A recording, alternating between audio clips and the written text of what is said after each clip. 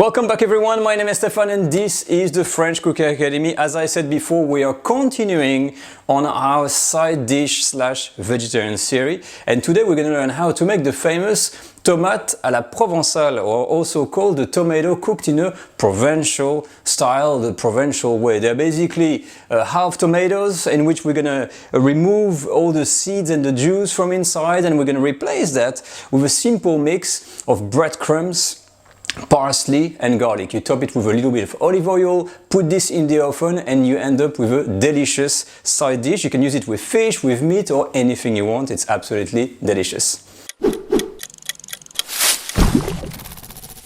The famous tomate à la Provençale, such a classic French side dish. These half tomatoes, you will find them really in the south of France in a lot of plates, especially in the summer. So sorry guys, if you're in America, I know it's not the best tomato season, but you can find tomatoes now the whole year round. This is why I've chosen to do that recipe. For the ingredients, we're going to be using very simple. Some tomatoes, I'm using 6 or 8, it depends on how many you want.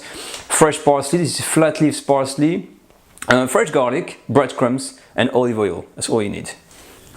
Alright, so let's start that recipe. So first off, we're gonna prepare the ingredients as always. So garlic and parsley needs to be chopped. I'm using flat leaf parsley, as you can see here. One thing I wanted to quickly show, remember that flat leaf, you got leaves and you got stalks. Okay, stalks are kept usually, you know, for things like the bouquet garni and stuff. So either using a knife, you can trim them off and you leave them on the side, and you're only gonna use those. If you want to do it by hand, same thing, you can just pluck, you know, the best, but just the leaf you're gonna use before you chop your parsley, okay? So there is a triage going on here, you know? Leaves on one side and the stalk for something else. This is what we're gonna chop. When it comes to the chopping of the parsley, of course, there's two options. The food processor is the preferred option at home because it's just fast. Sorry, there's no fuss. But if you want to train your skills with the knife, or just if you like using a knife or you don't have a food processor, small reminder: when you do this, you know, take a small amount first and something that fits your knife. You know, I see people having like tons of leaves like that and a tiny knife. This is not going to work, you know. Your knife has to be somehow bigger than everything you're going to chop to make it easier. And there's no real rule. You can start by roughly chopping everything to make it more manageable. It's always a matter of making things manageable for you and easy for you, so you can have that kind of mound. And you can have it in your hand like this, you know, and you usually gather it like this with your hands, and then you're gonna start chopping more and more like that. So there's different techniques, you know. I'm not showing you how to use a knife. You can do like this, and you just reassemble, keep on chopping. For the garlic, same story. Of course, you can use a food processor. You can do it by hand. Same thing with the knife, guys. Big things to cut, big knife. Small things to cut, you're trying to take a knife that's fit for purpose. I like that word. So usually, just a reminder, if there is really a germ in there, you can remove it with the end of the knife. And you discard this because it's bitter. That's the reason why we remove this. And then it's just a matter of chopping your garlics. So you can make little things like this. It's just a rough chop, huh? So nothing amazing, we're just gonna chop each garlic rather finely, but not too much. And now for the tomatoes, very simple. You just cut them in half, but make sure you cut them in half on these sides, in the middle here. So you got the stalk up and bottom down, so not like this. You want to cut them like that on here. So we cut them in half. You can do any size tomato, I like to use the smaller ones. And you see in here, it's full of seeds, full of juice. So we're just gonna discard that. So you take a spoon, you can press them by hand if you want, but it's cleaner with a spoon. And you remove the excess of juice and the seeds. And you do this for each of the half. When it's done, you're gonna roughly get something like that. And then you put them on your tray. Repeat the process for all tomatoes. Well done guys, look at this. It was long-winded, but this is beautiful. Everything is prepared. Garlic is done, the parsley, we've got the breadcrumbs ready, and look at these beautiful tomatoes. And now we're just gonna go to the next stage, which is making that mix and season the tomatoes. And now the assembly. Let's start with the bread mix.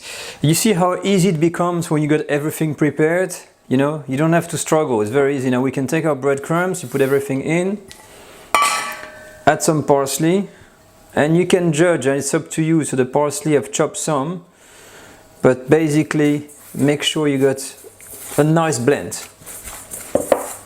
Okay, add some garlic in there. You can make it more garlicky if you want, so there's no real measurement for that. 1 or 2 cloves of garlic, breadcrumbs, and then you add some olive oil on there to make it wet. There you go. At the end you should have a nice mix, you know, it's not too wet, not too dry, and you have a kind of a good equilibrium between the garlic, the parsley and the breadcrumb, a good balance, that's what you need. And you're gonna reserve this on the side. Next, the tomatoes, extremely simple, salt and pepper. So you take your tray, sprinkle with salt, and then pepper. All done, we progress a step further. The tomatoes are nicely cut, prepared and seasoned, and we've got our bread mix to fill up the tomatoes. Our third step is cooking the tomatoes. Alright, now for the cooking. Now in order to make this tomate provençal the proper way, we're going to do it the Escoffier way. The tomatoes have to be pre-cooked in a pan and then finished in the oven. So you take your tomatoes and face down first, we're going to put them in the oil. In a pan on medium heat, low to medium. And we'll leave them for 3 or 4 minutes to pre-cook. After 4 minutes, you're going to turn the tomatoes over, and remember we're just pre-cooking the tomatoes. Lovely, look at that. So now these are ready, and I'm going to just reserve them on the tray on the side. All set, now the tomatoes are ready. You're going to first preheat your oven or heat your oven to 180 degrees Celsius or 356 Fahrenheit with the broiler, the top element on, because that's what we want. We want to have that crispiness on the top. The last step, you take your bread mix and you're just going to add some of the bread mix on top of the tomato. And don't worry if you're a bit messy, it does not matter. Just put enough on the top on each tomato. Hold on, now look how rustic that thing looks. This nice piece of parsley, the breadcrumbs, and we're gonna put this in the oven just for like 5 or 6 minutes until we get that bread here to be nice and browned, nice and crunchy, and then it's ready to serve. Et voila, our tomatoes are ready, and this is the result. I put them on a little tray, so sorry for the less than stellar presentation, but these little things are usually not meant to be served really on their own. They're usually meant to be a side or an accompaniment for anything grilled, like grilled fish and grilled meats. It goes very well with green beans as well, and they are little bite-sized nibbles you can eat on their own. So they're best eaten warm, not boiling hot, and you can just take one and eat it straight. Yum, really never disappoint. You got the nice blend of the dryness at the top with the wet sauce and olive oil at the bottom, and when you have it and eat it, everything comes together and creates an absolute lovely taste. But highly recommended again if you want something vegetarian. That's one of the dishes you can do, and I hope you will do it at home and tell me what you think. But that's it for the day, guys. I'm out, and as always, please comment, subscribe to the channel, and come back for more French recipe. I'll see you all next time. Bye bye.